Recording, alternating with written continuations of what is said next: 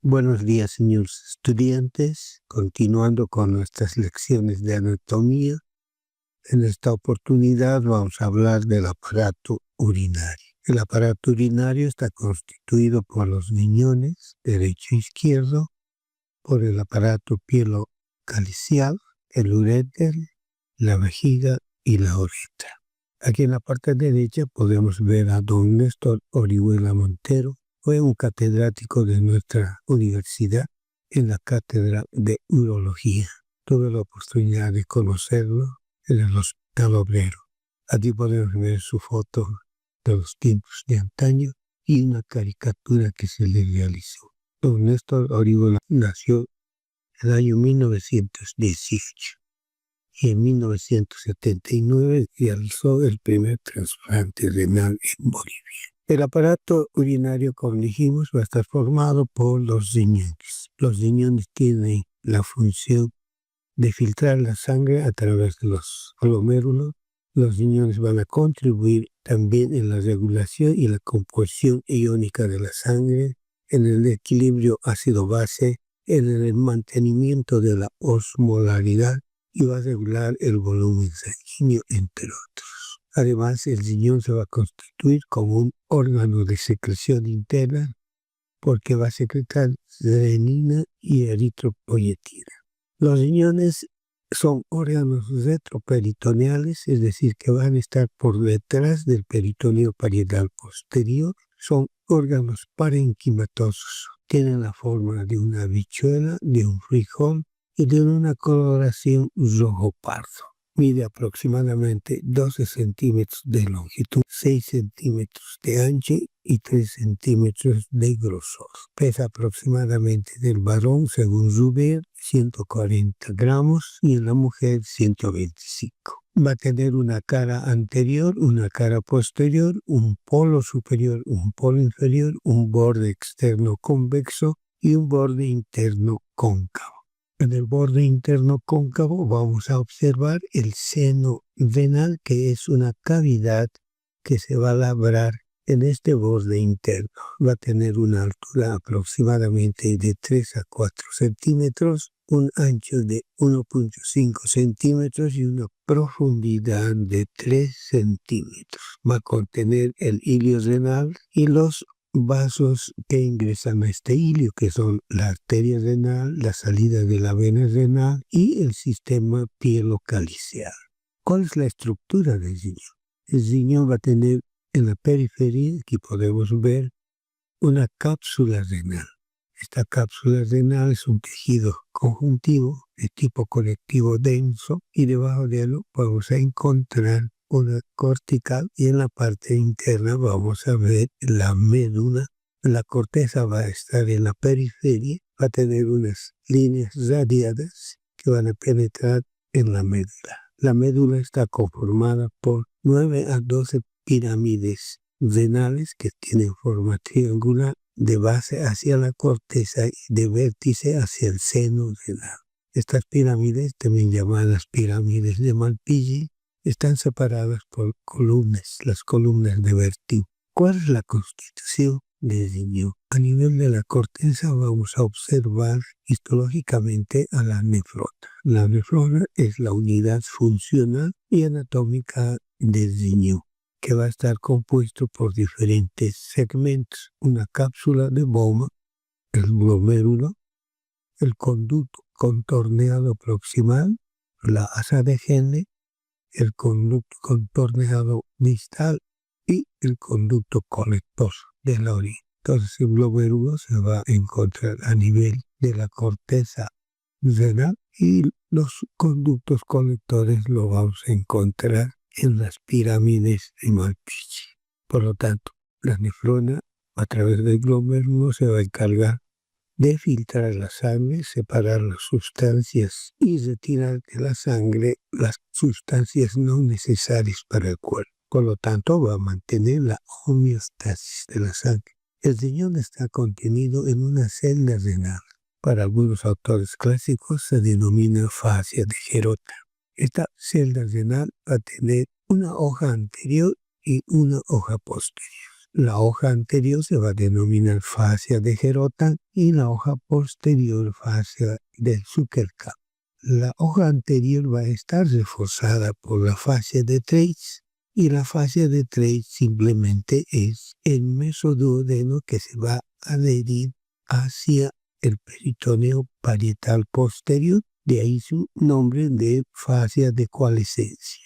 De igual manera, otra fascia que va a reforzar la fascia renal es la fascia de Toll. La fascia de Toll es el mesocolon que va a adherirse al peritoneo posterior para formar la fascia de Toll. Por lo tanto, la fascia de coalescencia del mesocolon, en este caso ascendente, va a reforzar la hoja anterior, también llamada fascia de Gerota. Aquí podemos ver la celda renal, la hoja anterior, la fascia de Gerota, la hoja posterior, la fascia de Zuckerkopf, y en el polo superior va a estar dividida esta fascia por un tabique que va a separar la glándula suprarrenal del riñón. El riñón, aparte de la fascia, va a estar contenido por una grasa perirenal, por lo tanto, el riñón va a estar contenido en esta celda y además va a tener elementos de sujeción que son los vasos renales que van a unirlos a la cava y a la aorta. ¿Cuáles son las relaciones? El riñón tiene una cara anterior y una cara posterior. Es un órgano retroperitoneal, por lo tanto las relaciones anteriores son diferentes. Vamos a encontrar un segmento supramesocólico que va a estar en relación con el hígado en el polo superior, va a estar en relación con la glándula suprarrenal, en la parte medial con el duodeno y en la parte inferior con la flexura del colon y en la parte del polo inferior con el intestino delgado. De igual manera vamos a ver que el riñón izquierdo va a estar dividido por el mesocolon transverso en una porción supramesocólica y inframesocólica. Sus relaciones inmediatas van a estar dadas por el triángulo gástrico con la cara posterior del estómago. En el polo superior está en relación con la glándula suprarrenal izquierda. Va a también estar en relación en la parte superior y externa con la cara renal del vaso. En el borde externo vamos a encontrar la flexura o ángulo esplénico del colon y la parte inferior vamos a encontrar que se relaciona con las asas yeyunales del intestino. Entonces esas son las relaciones de la cara anterior de los riñones. La cara posterior va a estar dividida por dos segmentos. Un segmento superior denominado torácico o diafragmático y un segmento inferior denominado lumbar. Hemos indicado que el riñón izquierdo va a estar en relación con la 11ª y 12ª costilla, en cambio el riñón derecho solamente con la 12ª costilla. Es decir, que el hígado va a empujar al riñón derecho hacia abajo. Entonces, ¿cuáles son las relaciones? El segmento torácico o diafragmático está en relación del riñón izquierdo con el diafragma, con el seno pleural, las costillas 11 y 12, con los vasos intercostales 11 y subcostal.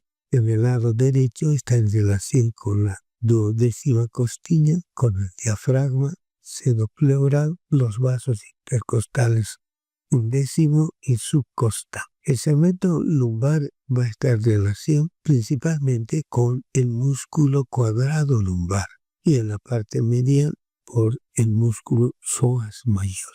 En la parte externa va a estar en relación con el músculo transverso y por debajo del segmento torácico encontramos los vasos subcostales, el nervio subcostal y especialmente el nervio iliohipogástrico ilioinguinal.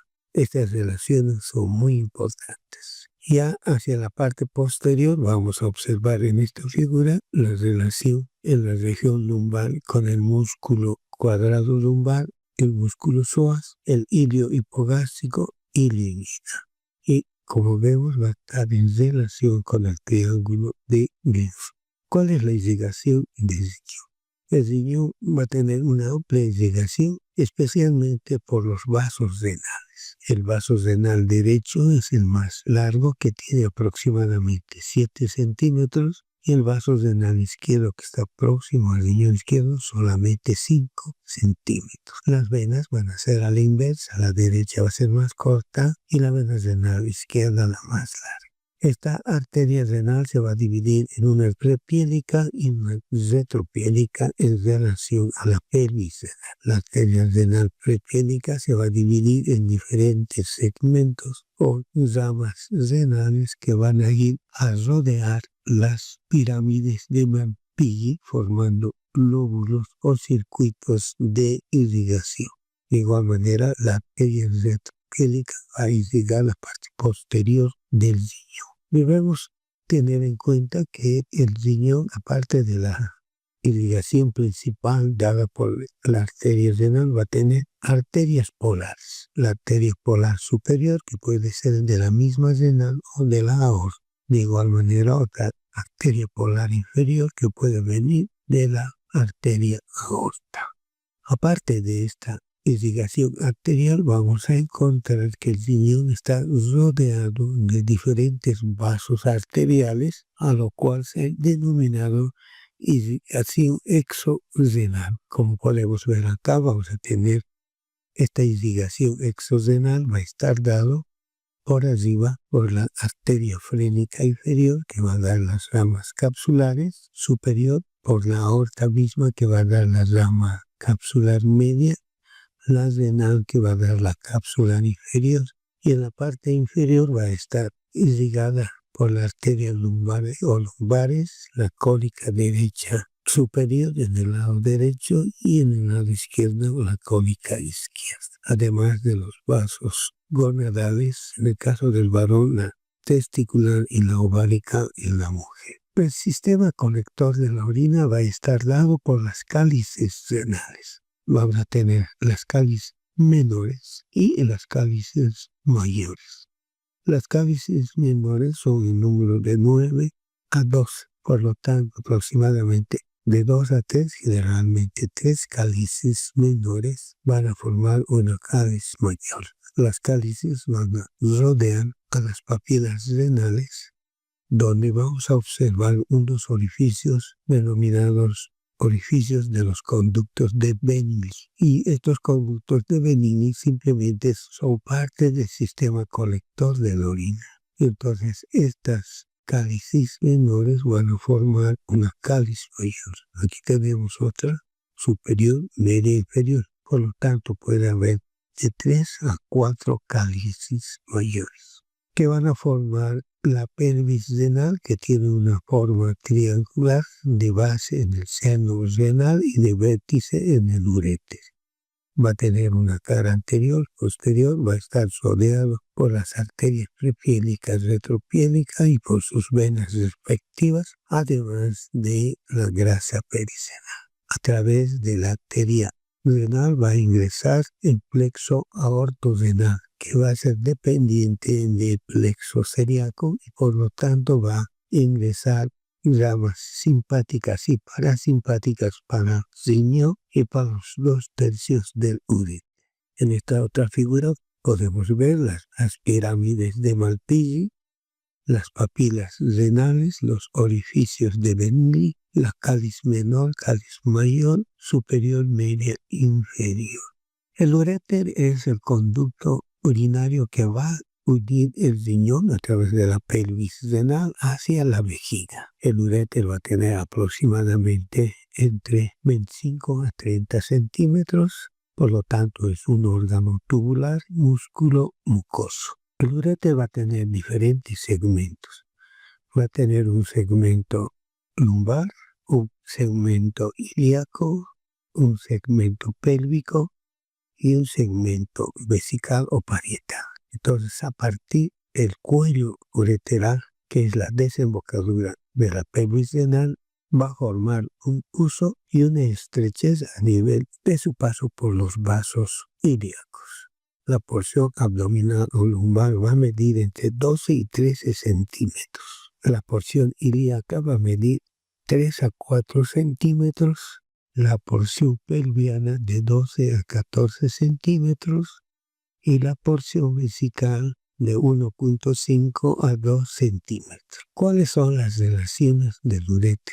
En el segmento lumbar va a estar en relación con el músculo psoas, aparentemente lo va a cabalgar, por delante va a cruzar los vasos gonadales y en la porción ilíaca y pélvica va a cruzar a la arteria ilíaca. Entonces aquí va a formularse la ley de Luschka que dice que el urete derecho va a pasar 15 milímetros por debajo de la bifurcación de la ilíaca común y en el lado izquierdo 15 milímetros por encima de la bifurcación de la arteria ilíaca común externa e interna.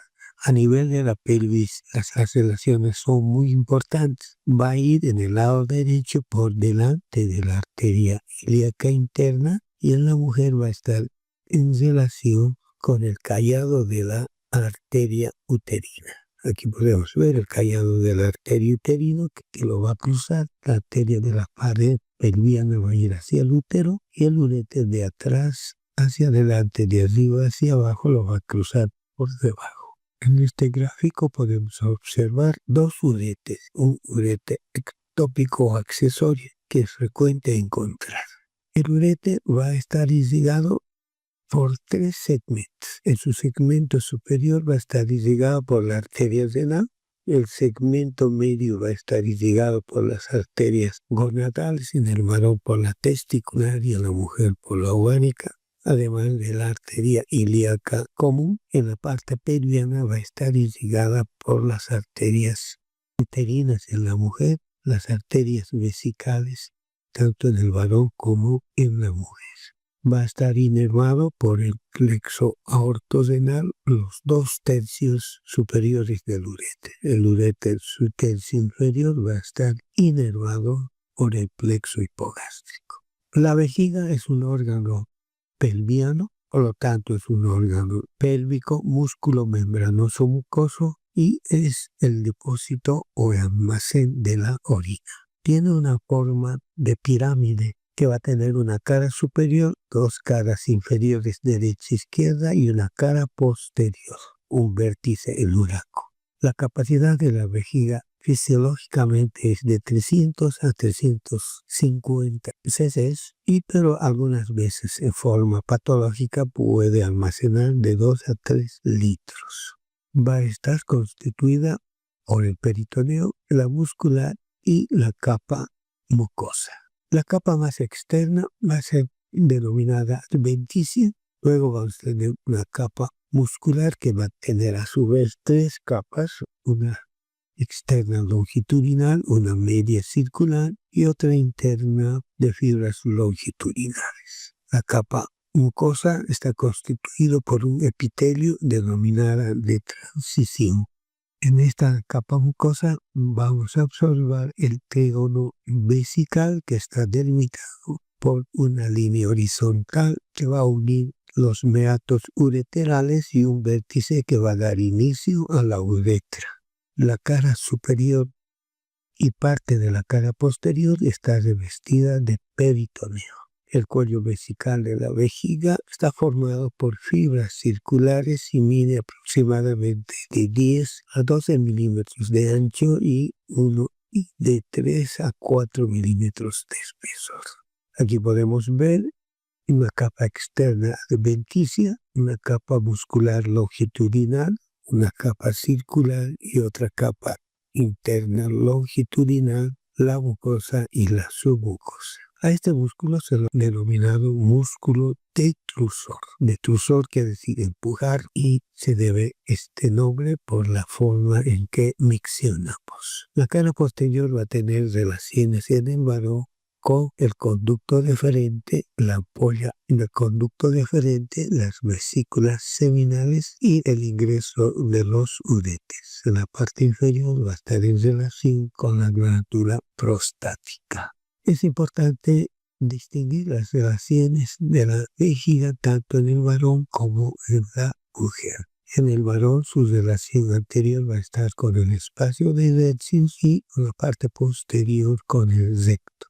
En la parte inferior y en relación con la próstata. Y va a tener una celda. En el varón la celda está formado hacia arriba por el revestimiento peritoneal que va a ir hasta el tercio superior de la cara posterior, de adelante hacia abajo por la fascia umbilico-plevesical de Charpy, de atrás hacia abajo por la fascia prostático-perineal de Denoviller y el tabique rectovesical. Y lateralmente va a venir una fibra longitudinal que va a partir del sacro hasta el pubis. Se va a llamar sacro recto génito pubianas de Delver. La celda en la mujer es menos compleja y esta celda se encuentra abierta casi en su totalidad de su cara posterior inferior.